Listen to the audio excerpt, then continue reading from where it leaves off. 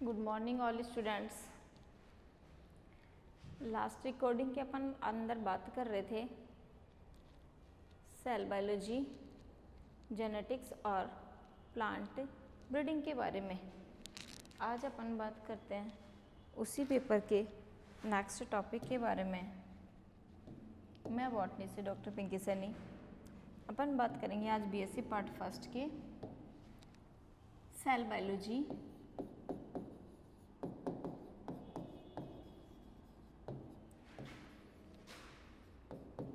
Genetics and plant breeding paper की।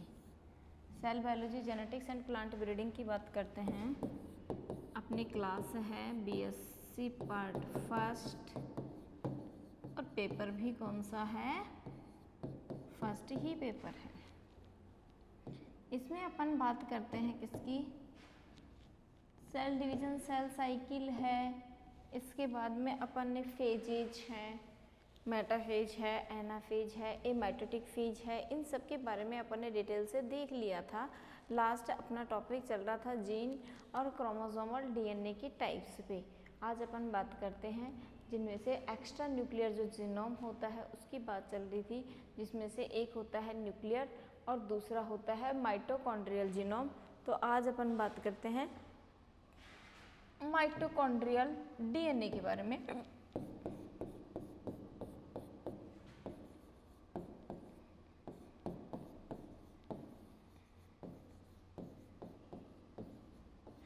Mitochondrial DNA अपन बात कर रहे थे माइटोकॉन्ड्रियल डीएनए की। तो इसके अंदर इसको हिंदी में भी माइटोकॉन्ड्रियल डीएनए कहते हैं। इसका मतलब क्या हुआ कि जो साइटोप्लाज्मा होता है, साइटोप्लाज्मा के अंदर की ओर माइटोकॉन्ड्रिया प्रेजेंट होती है। उस माइटोकॉन्ड्रिया के अंदर क्या प्रेजेंट होता है? डीएनए प्रेजेंट होता है। वो डीएनए किस प्रकार से प्रेजेंट होता है उसकी अपन बात करेंगे आज। तो वो है माइटोकॉन्ड्रियल डीएनए। तो सबसे पहले मैं आपको इसके लिए एक डायग्राम दिखाती हूँ। उस डायग्राम से अपन इसको बहुत अच्छे से समझ पाएंगे कि एक माइटोकॉन्ड्रियल डीएनए जो है वो किस प्रकार से होता है, किस प्रकार की उसकी स्ट्रक्चर होती है, किस तरीके से जब वो अपना संक्रमण करता है या अपनी सेल से बाहर वो आता है उसकी अपन बात करेंगे कि जब वो अपनी सेल से बाहर आता है तो किस तरीके से अपने न्यूक्लिक एसिड को वो अपनी बॉडी के लिए यूज करता है।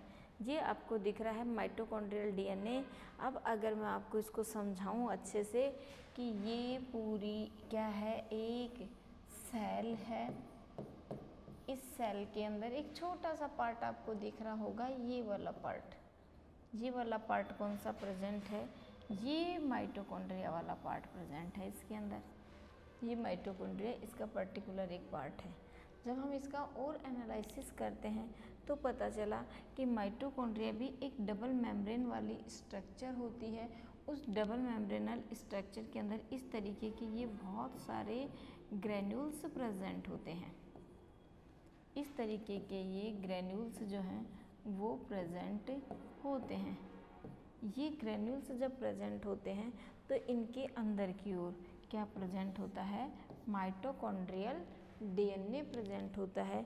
ये माइटोकॉन्ड्रियल डीएनए जब सेपरेट करके देखा गया तो पता चला कि ये माइटोकॉन्ड्रियल इस तरीके से इसकी बॉडी के अंदर जो है वो जुड़ा हुआ होता है। ये बताया गया है माइटोकॉन्ड्रियल डीएनए कि माइटोकॉन्ड्रियल डीएनए के अंदर किस तरीके से साइटोप्लाज्मा के अंदर डीएनए प्रेजेंट होता है और इसी के साथ इसके अंदर की ओर यह प्रेजेंट होता है।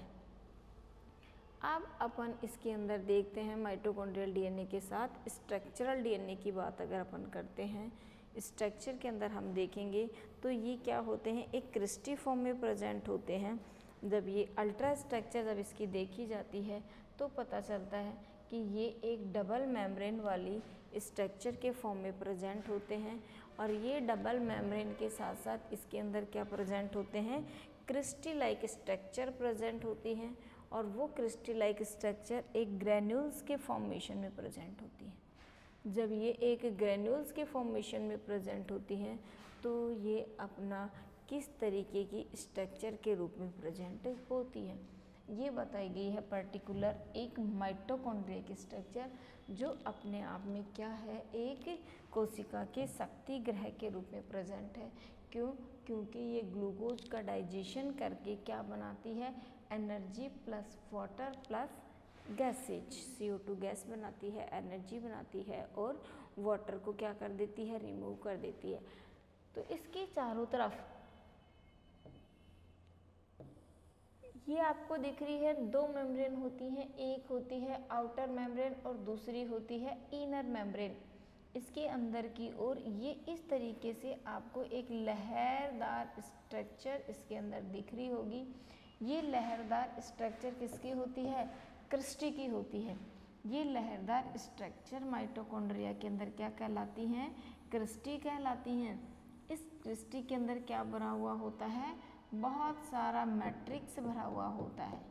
ये क्या भरा हुआ होता है, इसके अंदर मैट्रिक्स भरा हुआ होता है इस क्रिस्टी के अंदर। और साथ में इसमें आपको ब्लैक ब्लैक डॉट के रूप में ये दिख रहे होंगे। ये जो आपको ब्लैक ब्लैक डॉट डॉट के रूप में बड़ी साइज के आपको दिख रहे हैं, ये बड़ी साइज के जो डॉट दिख रहे हैं, ये क्या होते हैं, इसके अंदर राइबोसोम होते हैं। ये राइबोसोम्स के रूप में प्रेजेंट होते हैं।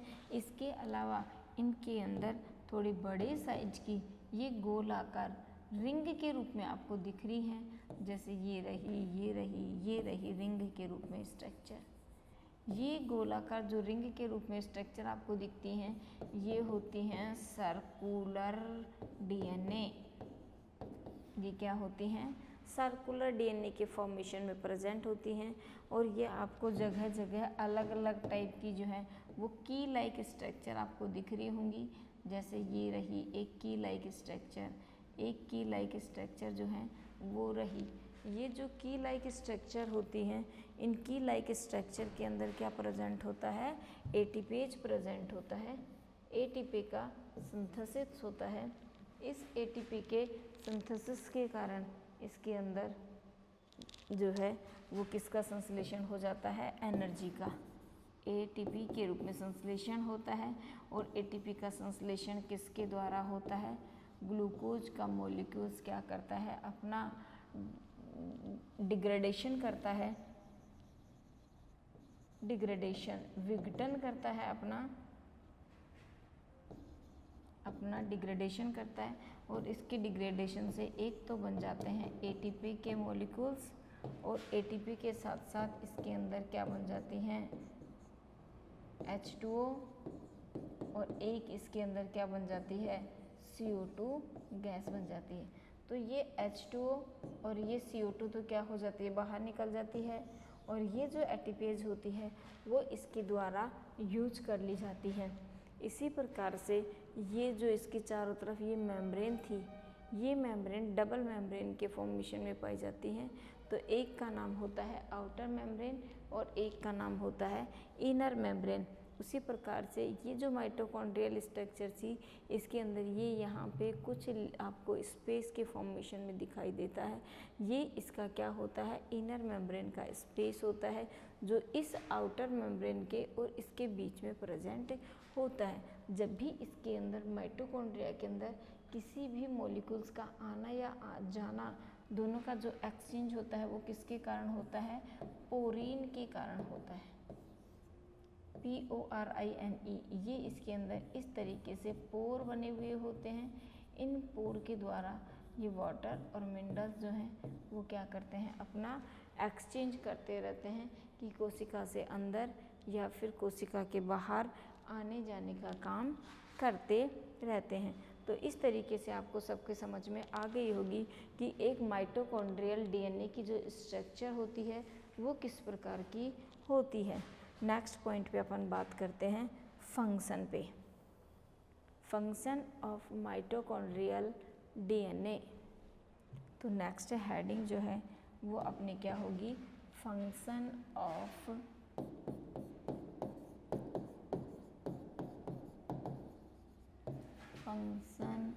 Of mitochondrial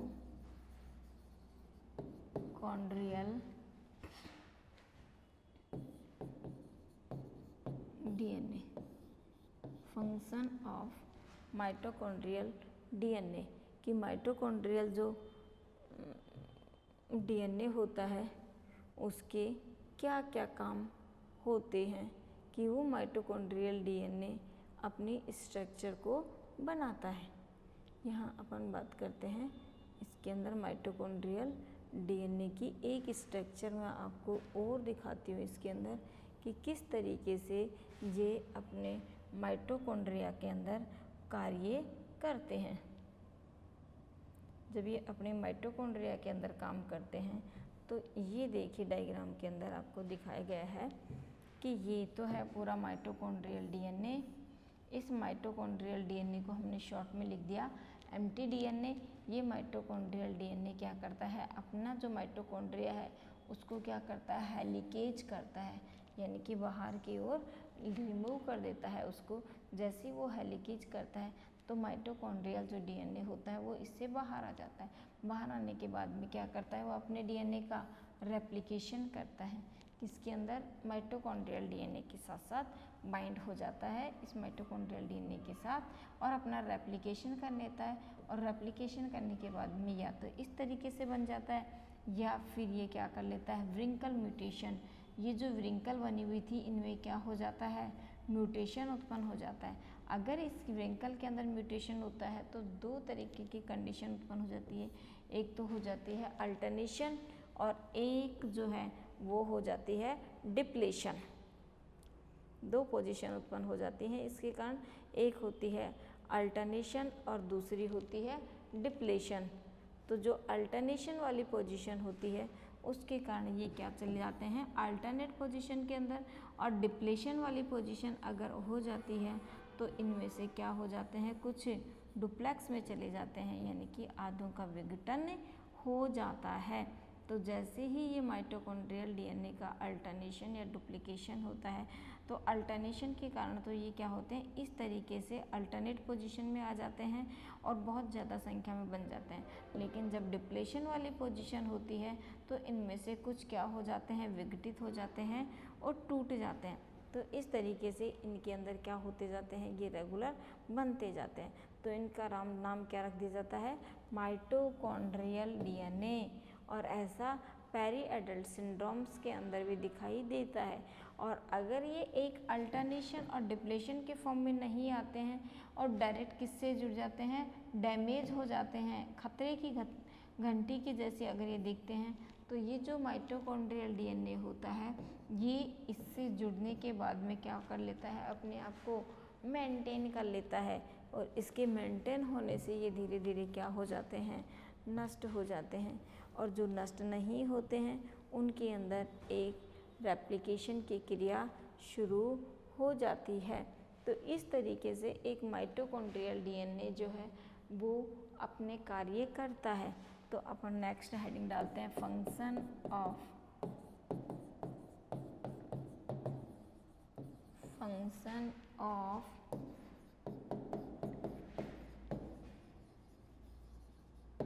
mitochondrial DNA. Mitochondria का जो डीएनए होता है वो किस तरीके से अपने कार्य करता है। माइटोकॉन्ड्रिया का जो डीएनए होता है वो अलग अलग कार्य करता है। पहला कार्य तो क्या होगा इसका, माइटोकॉन्ड्रिया के अंदर प्रेजेंट है पहला कार्य, इसको हम क्या लिख सकते हैं, mtDNA।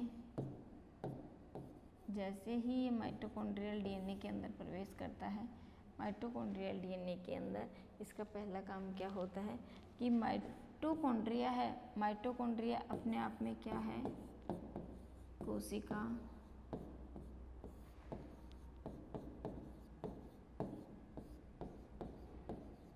कोशिका का क्या है, शक्ति ग्रह, यानी कि इसके अंदर क्या प्रेजेंट है, ग्लूकोज के मॉलिक्यूल्स प्रेजेंट हैं। ये ग्लूकोज के मॉलिक्यूल्स जैसे ही डाइजेशन करते हैं, अपना पाचन करते हैं अपना, तो क्या निकालते हैं, ये एक तो निकालते हैं ये ATP, एक ये निकालते हैं H2O और एक ये निकालते हैं CO2। तो जैसे ही ये इनका पाचन करते हैं तो इनके पाचन से हमें क्या मिली, एनर्जी मिली। तो पहला फंक्शन क्या हो जाएगा इसका कि माइटोकॉन्ड्रिया से क्या मिलती है, DNA को ऊर्जा मिलती है। और वो ऊर्जा किसके रूप में होती है, एटीपेज के रूप में होती है। जब वो पहला काम, दूसरा काम क्या होता है कि जो माइटोकॉन्ड्रिया है इसके अलावा भी तो DNA किसी दूसरी जगह पर पाया जाता है। तो माइटोकॉन्ड्रिया के अलावा DNA जो है वो पाया जाता है किस पर, क्रोमोसोम पर, या क्रोमोसोम में क्या पाया जाता है, DNA पाया जाता है। तो क्रोमोसोम जो है वो तो अपने आप में क्या है, एक इनहेरिटेंस है, वंशानुगत होता है। ये तो क्या होता है, आनुवंशिक होता है, जेनेटिक्स की फॉर्मेशन में पाया जाता है। लेकिन माइटोकॉन्ड्रियल DNA क्या होता है, एक एक्स्ट्रा साइटोप्लाज्मिक, क्या होता है, एक्स्ट्रा साइटोप्लाज्मिक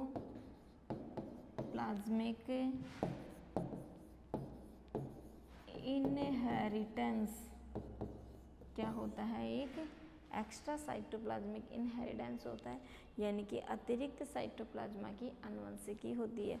और जो ये एक्स्ट्रा साइटोप्लाज्मिक इनहेरिटेंस होता है इसके कारण धीरे धीरे क्या हो जाती है, उसके अंदर साइटोप्लाज्मा के अंदर जिस भी रूप में आनुवंशिक पदार्थ प्रेजेंट है, या तो वो DNA के रूप में प्रेजेंट है, माइटोकॉन्ड्रिया के रूप में प्रेजेंट है, या फिर वो एक न्यूक्लियस के रूप में प्रेजेंट है।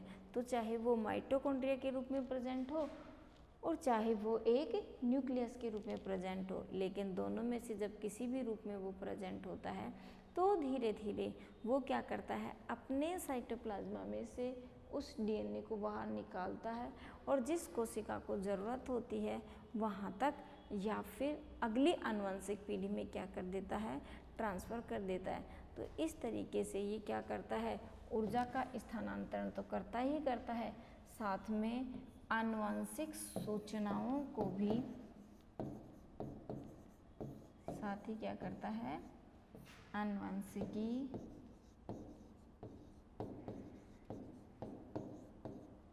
आनुवंशिक सूचनाओं का भी क्या करता है, इसी के साथ क्या करता है, यह आनुवंशिक जो सूचनाएं होती हैं उनका भी क्या कर देता है, स्थानांतरित उनको करता रहता है। तो इस तरीके से जो माइटोकॉन्ड्रियल DNA होते हैं, माइटोकॉन्ड्रियल जो DNA होता है उसका अलग अलग फंक्शन होता है। अब अपन नेक्स्ट पॉइंट में बात करते हैं कि एक माइटोकॉन्ड्रियल DNA और एक न्यूक्लियर DNA दोनों के अंदर क्या डिफरेंस होता है। कि जो माइटोकॉन्ड्रियल DNA है, ठीक है, वो तो माइटोकॉन्ड्रिया में पाया जाता है। एक न्यूक्लियर DNA किस में पाया जाता है, एक न्यूक्लियस में पाया जाता है, लेकिन है दोनों DNA, फिर भी इनके अंदर कुछ वेरिएशन होता है। तो नेक्स्ट पॉइंट अपना होगा difference between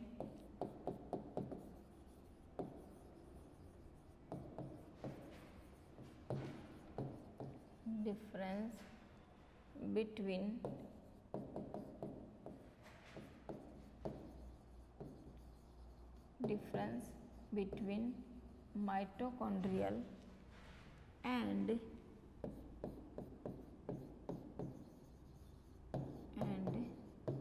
nuclear DNA। Difference between mitochondrial DNA एवं न्यूक्लियर DNA। ये मैं आपको एक बार दिखाती हूँ डायग्राम के द्वारा कि इन दोनों के अंदर क्या डिफरेंस होता है। कि एक माइटोकॉन्ड्रियल DNA और एक न्यूक्लियर जो DNA है उन दोनों के अंदर क्या क्या चेंजेज होते हैं। ये हैं की डिफरेंस किसमें, एक माइटोकॉन्ड्रियल DNA में है और एक न्यूक्लियर DNA के अंदर। तो सिंपल सी बात है, नाम है माइटोकॉन्ड्रियल DNA। तो माइटोकॉन्ड्रियल जो DNA होता है वो किससे इंसर्टेड होता है, ओनली मदर सेल से। ये पॉइंट सबसे इम्पोर्टेंट है, क्योंकि मैंने उस दिन आपको समझाया था कि माइटोकॉन्ड्रियल डीएनए किस में प्रेजेंट होता है, साइटोप्लाज्मा में प्रेजेंट होता है। और जब एक स्पर्म अपनी मदर सेल के अंदर एंटर करता है तो उसके अंदर केवल उसका क्रोमोसोम एंटर करता है, उसका साइटोप्लाज्मा कभी भी एंटर नहीं करता। इसलिए ये किस पे डिपेंड होता है, किस में इंसर्टेड होता है, ओनली मदर सेल के अंदर क्या होता है, इंसर्टेड होता है या इनहेरिटेड होता है। और जो न्यूक्लियर डीएनए होता है वो क्या होता है, inherited from both parents. Nuclear DNA जो होता है वो एक पेरेंटल सेल में भी होता है और एक मैटरनल सेल के अंदर भी होता है, यानी कि उसके मदर और उसके फादर यानी कि स्पर्म और एग सेल दोनों के अंदर क्या प्रेजेंट होता है, न्यूक्लियर डीएनए प्रेजेंट होता है। लेकिन mitochondrial DNA only mother cell के अंदर प्रेजेंट होता है, पहला डिफरेंस। दूसरा डिफरेंस, जो माइटोकॉन्ड्रियल डीएनए होता है वो हमने अभी डायग्राम में देखा था कैसा होता है, सर्कुलर फॉर्म में होता है। किसके रूप में पाया जाता है, सर्कुलर फॉर्म के रूप में पाया जाता है, जिसको मैं आपको एक बार फिर दिखा देती हूँ कि माइटोकॉन्ड्रियल डीएनए जो है वो किस तरीके से एक सर्कल के फॉर्मेशन में पाया जाता है। ये देखिए आप, इस स्ट्रक्चर के अंदर आपको माइटोकॉन्ड्रियल डीएनए दिख रहा है। ये माइटोकॉन्ड्रियल डीएनए किसके रूप में है, एक सर्कुलर फॉर्म में प्रेजेंट है। तो ये क्या दिखाया गया है इसके अंदर, माइटोकॉन्ड्रियल डीएनए को। लेकिन अपन बात करें न्यूक्लियर डीएनए की, तो न्यूक्लियर डीएनए हमेशा कैसा होता है, लीनियर शेप में पाया जाता है। तो ये हमेशा क्या होता है, लीनियर होता है। और माइटोकॉन्ड्रियल डीएनए हमेशा कैसा होता है, सर्कुलर होता है। नेक्स्ट पॉइंट क्या आता है कि जो माइटोकॉन्ड्रियल डीएनए है उसके अंदर कितने बेस पेयर पाए जाते हैं। माइटोकॉन्ड्रियल जो डीएनए होता है उसके अंदर ये माना जाता है कि 6569 क्या पाए जाते हैं, बेस पेयर पाए जाते हैं माइटोकॉन्ड्रियल डीएनए के अंदर। लेकिन एक न्यूक्लियर डीएनए के अंदर इन बेस पेयर की संख्या कितनी होती है, 3.2 बिलियंस। 3.2 बिलियंस बेस पेयर किस में पाए जाते हैं, न्यूक्लियर डीएनए के अंदर पाए जाते हैं। इसके बाद में अपन बात करते हैं कि जो माइटोकॉन्ड्रियल डीएनए होता है उसके ऊपर भी क्या चिपके हुए होते हैं, गोल गोल मोतियों की तरह जीन्स चिपके हुए होते हैं। उन जीन्स की अपन बात करते हैं। तो जो माइटोकॉन्ड्रियल डीएनए होता है उसके अंदर केवल 37 जीन्स होते हैं, जो कम से कम 25 होते हैं और मैक्सिमम 37 जीन्स होते हैं। लेकिन अपन न्यूक्लियर डीएनए की बात करते हैं तो न्यूक्लियर डीएनए के अंदर कितने जीन्स पाए जाते हैं, लगभग 20,000 जीन्स जो हैं वो पाए जाते हैं। कितने जीन्स पाए जाते हैं, लगभग 20,000 जीन्स पाए जाते हैं, 100 to 1000 इन ईच सेल, इतने पेयर्स इन ईच सेल। अगर अपन बात करते हैं एक एक सेल की बात करते हैं, ये तो हुई पूरे जीन्स की बात। अब अपन एक सेल की बात करते हैं तो माइटोकॉन्ड्रियल डीएनए की जो एक सेल होती है उसके अंदर ये मानते हैं कि 100 से लेकर के 1000 तक, मतलब 100 से लेकर के और 1000 तक के जीन्स प्रेजेंट एक ही सेल में हो सकते हैं। लेकिन अपन अगर किसकी बात करते हैं, न्यूक्लियर डीएनए की, तो ये किसके फॉर्मेशन में आ जाते हैं, ये सेल पेयर के फॉर्मेशन में आ जाती हैं। कि इसके अंदर ये कितने पेयर के रूप में प्रेजेंट होती हैं, 23 पेयर्स के रूप में प्रेजेंट होती हैं। ये 23 पेयर्स के रूप में प्रेजेंट होती हैं, नोट पेयर्ड और हैप्लॉइड। तो जो माइटोकॉन्ड्रियल डीएनए होता है इनकी जो ये सेल होती हैं ये हमेशा किस फॉर्म में पाई जाती हैं, हैप्लॉइड एगोनित अवस्था में पाई जाती हैं। लेकिन न्यूक्लियर डीएनए की जो सेल होती हैं वो हमेशा कैसी होती हैं, डिप्लॉइड रूप में पाई जाती हैं। अब अपन बात करते हैं कि जब हैप्लॉइड है तो सिंपल सी बात है कि पेयर किसी से बनाएगी नहीं, इसलिए माइटोकॉन्ड्रियल डीएनए की सेल्स क्या होती हैं, नॉट पेयर्ड होती हैं, बिना जोड़े वाली होती हैं। लेकिन एक न्यूक्लियर डीएनए की जो सेल्स होती हैं वो क्या होती हैं, पेयर्ड होती हैं, जोड़े के रूप में पाई जाती हैं। अब बात करते हैं अपन इनके अंदर रिकॉम्बिनेशन की। तो जो माइटोकॉन्ड्रियल डीएनए होता है उसके अंदर कभी भी रिकॉम्बिनेशन की क्रिया नहीं पाई जाती है।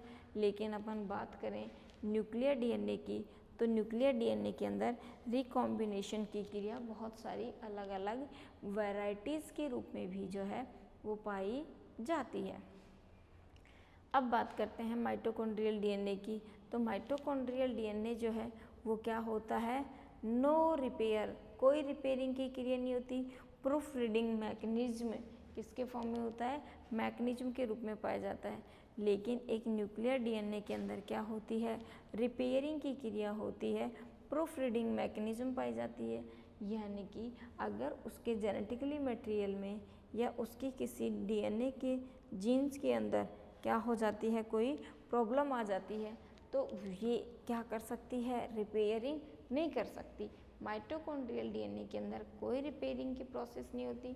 लेकिन एक न्यूक्लियर डीएनए के अंदर जो है एक प्रोसेस के द्वारा रिपेयरिंग हो सकती है। नेक्स्ट आता है माइटोकॉन्ड्रियल डीएनए के अंदर म्यूटेशन बहुत फास्ट होते हैं, क्योंकि ये पावर हाउस है, इसके पास बहुत पावर होती है, शक्ति होती है, तो इसके अंदर म्यूटेशन रेट क्या होती है, बहुत हाई रेट होती है। लेकिन अपन न्यूक्लियर डीएनए की बात करें तो इसके अंदर म्यूटेशन रेट क्या होती है, बहुत लो कैटेगरी की होती है। अब अपन बात करते हैं इनके जेनेटिक कोड की, कि जो माइटोकॉन्ड्रियल डीएनए होता है उसका जेनेटिकली जो कोड होता है वो डिफरेंट टाइप का होता है, डिफरेंट टाइप का होता है। लेकिन जो न्यूक्लियर डीएनए होता है उसका जो कोड होता है, जेनेरिक कोड, वो एक सिंथेटिक टाइप का होता है, संश्लेषित कोड होता है। एक आता है एंट्रॉन्स, जो माइटोकॉन्ड्रियल डीएनए होते हैं उसके अंदर कोई एंट्रॉन्स नहीं होते, यानी कि नो एंट्रॉन्स होते हैं। लेकिन जो न्यूक्लियर डीएनए होता है वो किसको रखता है, एंट्रॉन को रखता है। नेक्स्ट आता है माइटोकॉन्ड्रियल डीएनए किसके रूप में पाया जाता है, पॉलीसिस्टोनिक के रूप में पाया जाता है। जबकि न्यूक्लियर डीएनए जो होता है वो एक मोनोसिस्टोनिक के रूप में पाया जाता है। तो इस तरीके से जो है हम क्या कर सकते हैं, एक माइटोकॉन्ड्रियल डीएनए को और एक बैक्टीरियल डीएनए को भी क्या कर सकते हैं, हम आइडेंटिफाई कर सकते हैं कि किस तरीके से इसके अंदर जो एंड्रॉन होते हैं उनको बाहर निकाल सकते हैं, और किस तरीके से इनके अंदर उपस्थित जो एक्सॉन्स होते हैं उनको हम एक साथ जोड़ सकते हैं, और किस तरीके से हम इसके अंदर रिपेयरिंग कर सकते हैं, और किस प्रकार से रिपेयर किए गए जो मैकेनिज़्म होती है उसको क्या कर सकते हैं, हम डिलीट भी कर सकते हैं। तो ये तो हुई किसकी बात, एक माइटोकॉन्ड्रियल डीएनए की और एक न्यूक्लियर डीएनए की, कि एक माइटोकॉन्ड्रियल डीएनए और एक न्यूक्लियर जो डीएनए है उसके अंदर किस तरीके से इनकी माइटोकॉन्ड्रिया और इनकी न्यूक्लियर डीएनए की जो सेल्स होती हैं वो अपना कार्य करती हैं, किस तरीके से डीएनए को लेके जाती हैं। नेक्स्ट अपन नया टॉपिक है उसके बारे में अपन बात करते हैं, और वो टॉपिक है अपना प्लाज्मिड। प्लाज्मिड के बारे में सबने सुना ही होगा कि ये प्लाज्मिड जो है वो किसके रूप में काम करता है, एक वाहक के रूप में काम करता है, एक वेक्टर के रूप में किसके रूप में काम करता है, एक वेक्टर के रूप में काम करता है। कि जब ये किसी कोशिका के साथ प्रेजेंट होता है तो उसके अंदर आने वाला जो न्यूक्लिक एसिड होता है या जिसके साथ ये होस्ट के रूप में रह रहा है उसके न्यूक्लिक एसिड को अवशोषित करता है और फिर क्या करता है, अपने साथ कैरी करता है और दूसरी जगह ले जा कर के क्या कर देता है, छोड़ देता है। इसमें इसका कोई बेनिफिट नहीं होता, पर दूसरी सेल क्या करती है, अपने आप को बचा करके दूसरी जगह पहुंचा देती है। अब मैं आपको इसको दिखाती हूँ डायग्राम की सहायता से कि किस प्रकार से एक प्लाज्मिड जो है वो बैक्टीरिया की सेल के अंदर प्रेजेंट होता है। ये आपको डायग्राम में दिख रहा है कि इसके अंदर ये तो पूरी है इसकी सेल वॉल। इस सेल वॉल के अंदर दो मेन रूप से पार्ट प्रेजेंट हैं, एक तो होता है ये बैक्टीरियल डीएनए होता है,